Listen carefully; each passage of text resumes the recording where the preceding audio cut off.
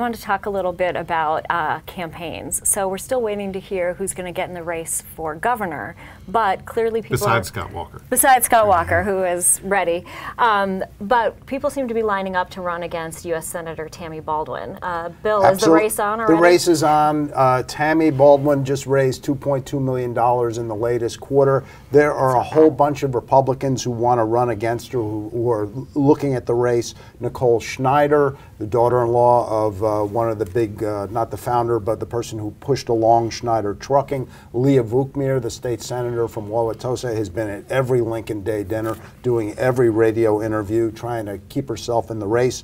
Kevin Nicholson, who is a former Democrat turned Republican, a U.S. Marine captain, a former U.S. Marine captain, a local businessman. He's really seems to be in the race. Eric Hovde, a businessman from Madison who took on Tommy Thompson in 2012. He's looking at the race, and then sort of the two outliers would be Dale Koyenga, who we just saw, and Scott Fitzgerald. But, you know, in the end, I think people are going to be focusing on the first four people. And the race in the Republican side effectively began when Richard Uihlein, a big donor to Republican causes, basically funded a super PAC to urge Nicholson to get in the race. He put in $2 million. There's more money to come. This race is on.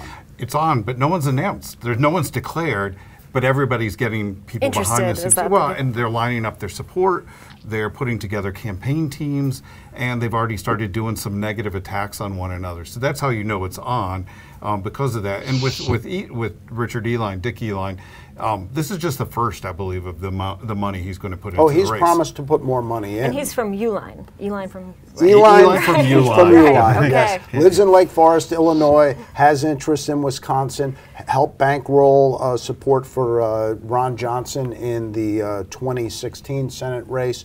The reason why all this money is pouring in and all this interest is pouring in so early is Republicans are trying to turn Wisconsin permanently red, or at least, you know, temporarily permanently red. and if they get Baldwin, that's what does it.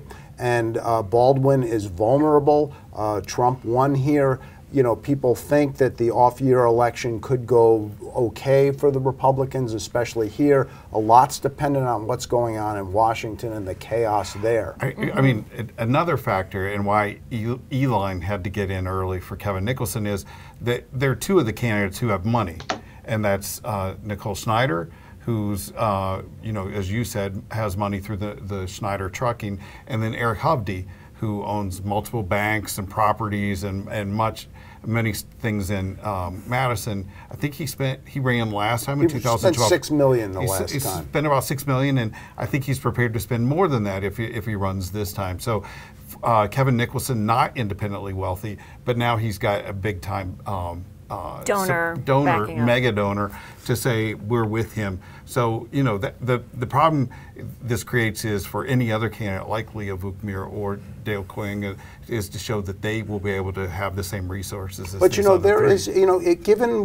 the way this race could shake out, you could have two people not in politics, Schneider and Nicholson, and then you could have Leah Vukmir, who's in politics, who is popular among the talk radio audience in southeastern Wisconsin. So there is a path for her, a lane for her, and, you know, she is a... For Nicole Schneider. No, there's for Leah Vukmir. There's still, even without the money, there's still a path for somebody like that. Well, the thing is, we don't know very much about Nicole Schneider, and there was this opposition research document that floated around and talk radio promoted it. It had to do with some of her tweets and social media posts that seemed to suggest that she had been critical of Donald Trump and some other conservatives in the past and supportive of some liberals. Her side countered with a bunch of tweets and Facebook posts showing that she was actually very much a conservative. But, you know, we don't know very much about her. And then somebody anonymously posted the speech by Kevin Nicholson from the year 2000. You know a little bit about this. He spoke at the... a Dem convention speech? Or he was head of the college Republicans nationally. College Democrats? I mean, college Democrats nationally. He spoke, and he gives a speech in which he speaks out in favor of a woman's right to choose. Abortion rights, speaks out in favor of Al Gore, and is critical of George Bush. So, so there are more things like this to come, I expect.